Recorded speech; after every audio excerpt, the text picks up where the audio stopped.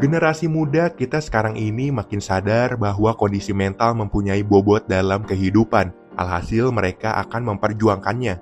Salah satunya dengan istilah yang cukup terkenal, yaitu healing. Secara mudah, ini nampak begitu positif karena mampu memberikan penyegaran bagi para muda-mudi. Tapi secara dalam, ada dampak negatif yang tidak kalian sadari, Besti.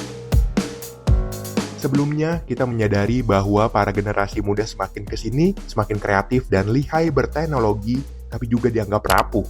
Hal itu ditandai banyaknya prestasi anak muda yang luar biasa, tapi dibarengi juga dengan sebuah kemerosotan. Apa kalian masih ingat dengan berita anak kuliah yang ingin cuti untuk healing karena tidak kuat menahan beban kuliah? Anak itu mengaku dengan kuliah, kesehatan mentalnya terganggu.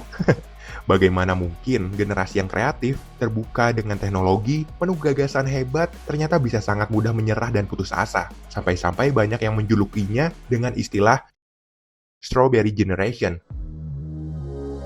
Strawberry Generation pada mulanya muncul dari negara Taiwan. Istilah ini ditujukan kepada sebagian generasi baru yang lunak seperti buah stroberi. Pemilihan buah stroberi untuk penyebutan generasi baru ini juga karena buah stroberi itu tampak indah dan eksotis. Tetapi begitu dipijak atau ditekan, ia akan mudah sekali hancur. Sepertinya generasi ini tidak hanya rapuh, tapi juga lucu. Bayangkan, mereka bisa mengatakan bahwa kesehatan mentalnya terganggu tanpa berkonsultasi dengan ahli yang mana itu adalah self-diagnosis. Lucu sekali bukan? Bukankah hanya tinggal mengakui bahwa kalian itu malas atau hanya ingin bersantai-santai dengan pergi liburan karena melihat selebgram idolamu selalu melakukannya? Percayalah, Besti, itu akan berdampak buruk. Oke, bukannya ingin menyalahkan para generasi muda ini. Konten ini hanya berupaya peringatan kepada kalian bahwa sebenarnya pergi liburan untuk healing atau healing dalam bentuk lain akan justru menyeret ke masa depan yang tak seindah bayanganmu. Healingmu hanya bentuk pelarian yang akan kamu sesali di masa mendatang. Dari berita tentang anak kuliah yang ingin healing 6 bulan saja, kita bisa banyak belajar. Pertama, kenapa harus healing 6 bulan?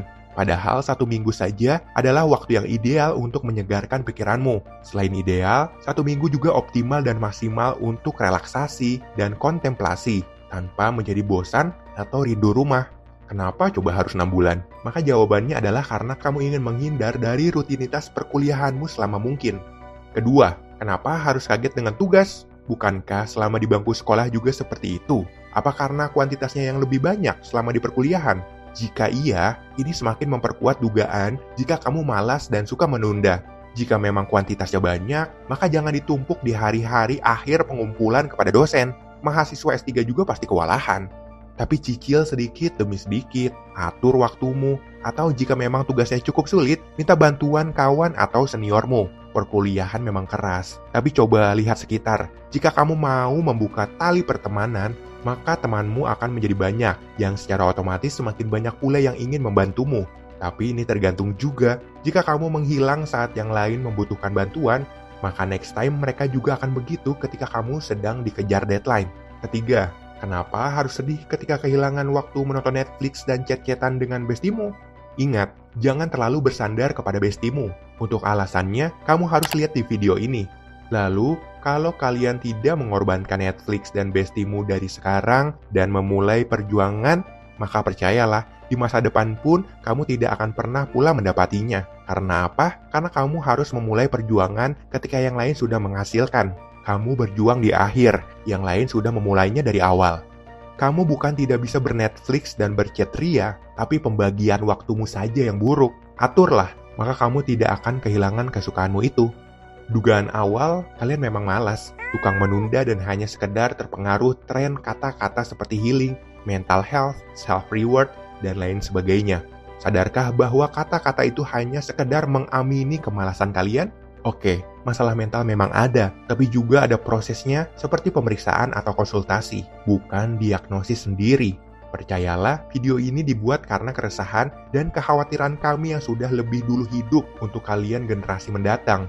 Hidup akan selalu menjadi lebih sulit jika kalian selalu kabur atau menunda. Kapan kalian latihan dan berjuang untuk itu? Cukupkan healingmu, sadari bahwa itu hanya pelarianmu, dan mulailah berjuang. Saya hanya ingin kalian tidak menyesal seperti yang saya alami.